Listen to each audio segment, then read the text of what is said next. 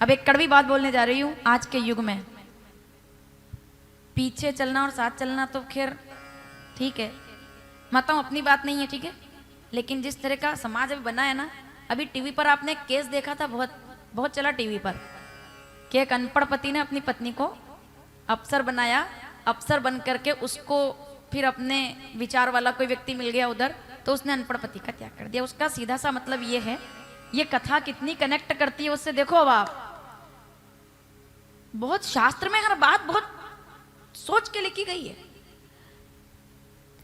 एक अनपढ़, एक पढ़ा लिखा पति एक अनपढ़ पत्नी के साथ जिंदगी बहुत आराम से बिता लेता है। अगर मैं ठीक बोलूं तो मुझे आप बता देना।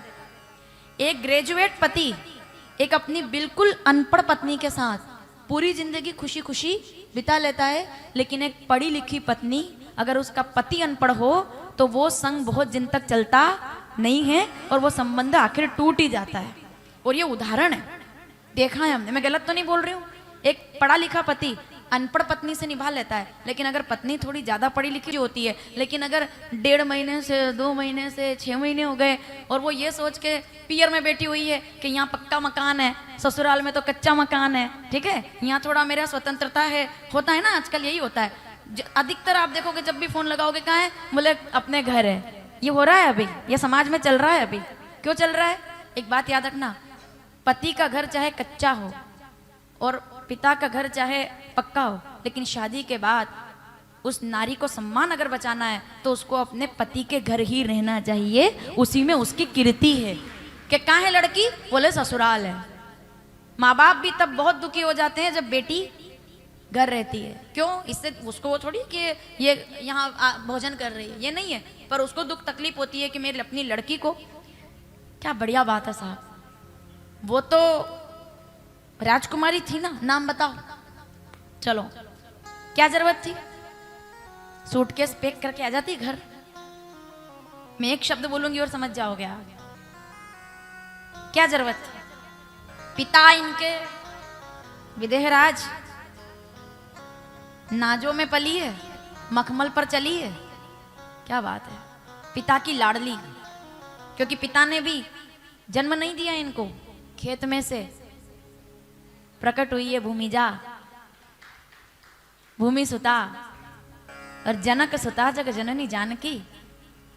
सुमंत्र जी कहते हैं राजा दशरथ ने कहलवाया है, आहा क्या बात है, राजा दशरथ ने कहलवाया है कि और कोई ना आए तो सीता को तो ले ही आना और घर मत लाना। क्या कहा दशरथ जी ने? अब इसमें मैं ज्यादा नहीं उतरूंगी। क्या कहा दशरथ जी ने? बोले सीता को अयोध्या मत लाना। सुमंत्र, सीता को अयोध्या मत लाना, जनकपुरी से रथ मोड़ते हुए लाना और वहां पियर में छोड़ाना।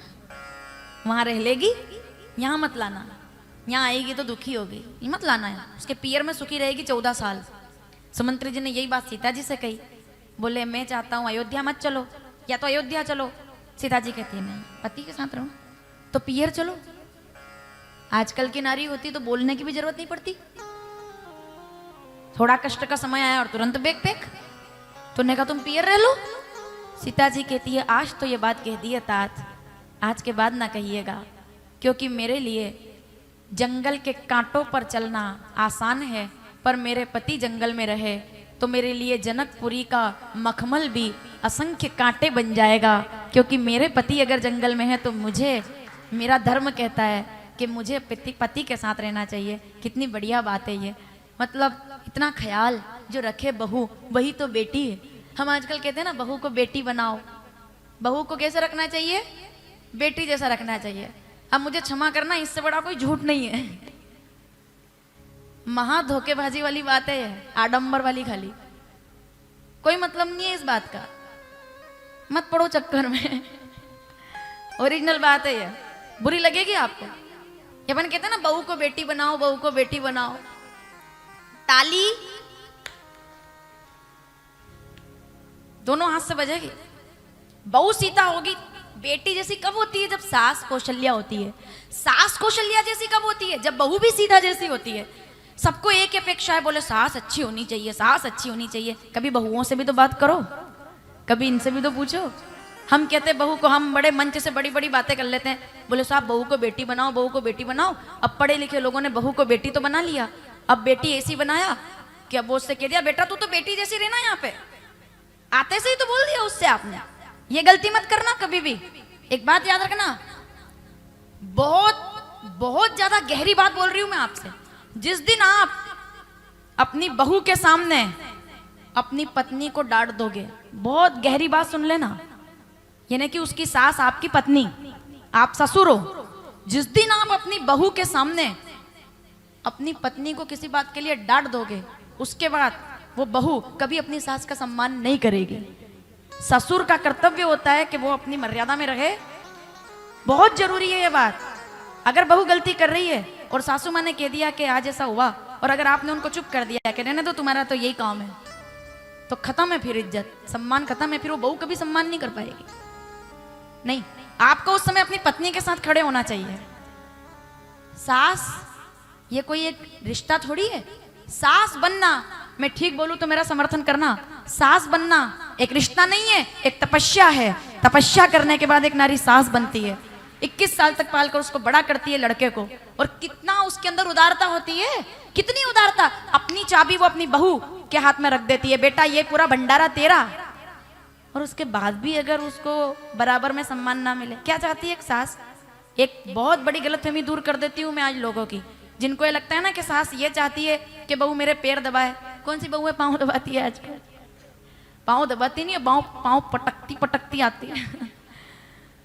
अगर उसका सोने का टाइम है और अगर सास ने कह दिया कि बेटा चाय बना देना थोड़ी सी, और एक बात तो मैं इधर गारंटी से बोलती हूँ व्यासपीठ पर, उस सास ने भी अगर चाय के लिए बोला होगा तो अपने लिए कभी नहीं बोला होगा, अपने परिवार के लिए किसी मेहमान के लिए बोला होगा, कभी नहीं बोलती वो अपने लिए।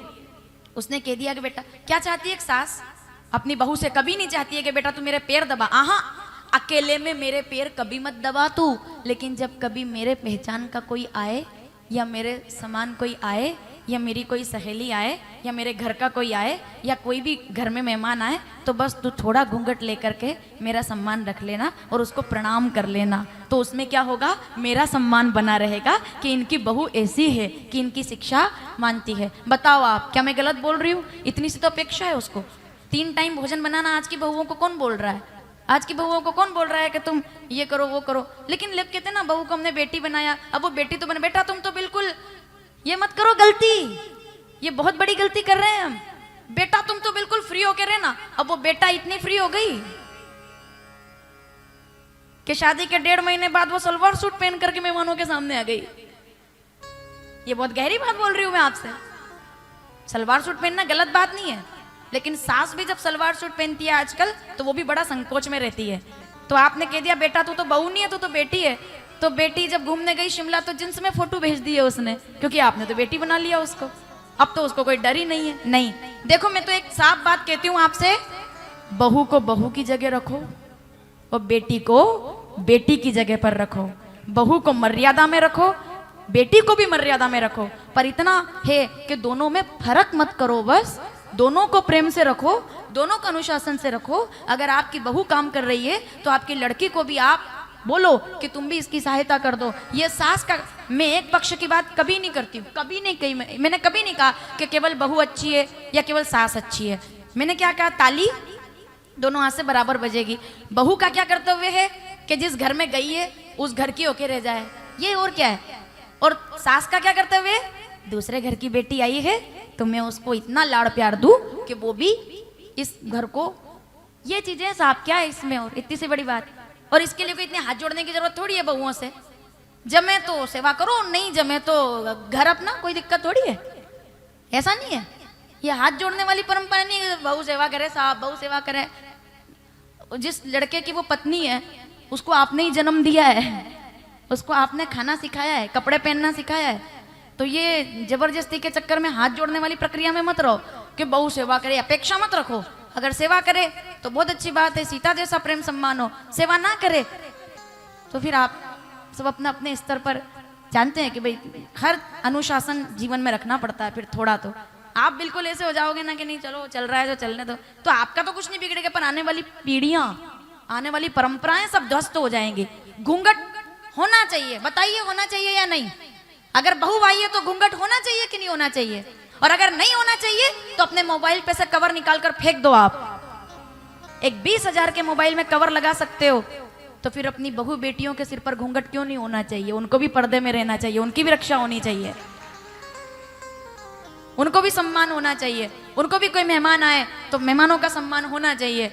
और चलो मेहमान कभी कभी आए, लेकिन सास ससुर के प्रति आदर होना चाहिए, सास ससुर के प्रति पूरी करुणा होनी चाहिए, मतलब जीवन में गंभीरता होनी चाहिए बहुओं को भी। और सास ससुर तो खैर, मैं आजकल सास से ज्यादा मैं कुछ नहीं कहती हूँ कि आपको ये करना चाहिए, क्योंकि सासू अपने आप में तपस्या है, वो नहीं करती है ऐसा कुछ भी कि ये कर रही है वो, नहीं ऐसा नहीं है। वो उसके अपने सिद्धांत हैं। वो जिस तरह की दुनिया से आई है ना, उसने जिस प्रकार का माहौल देखा है ना, वो छवि है, वो छाप है उसके अंदर, तो वही अपनी बहू में देखना चाहती है। बस यही गलती है एक सास की सबसे बड़ी, कि जैसी वो खुद थी वैसी वो अपनी बहू को देखना चाहती है। तो वापिस आते हैं अपन, यही तो बात है। सीता जी तक गए हैं तो बहुत मामला अंदर उतर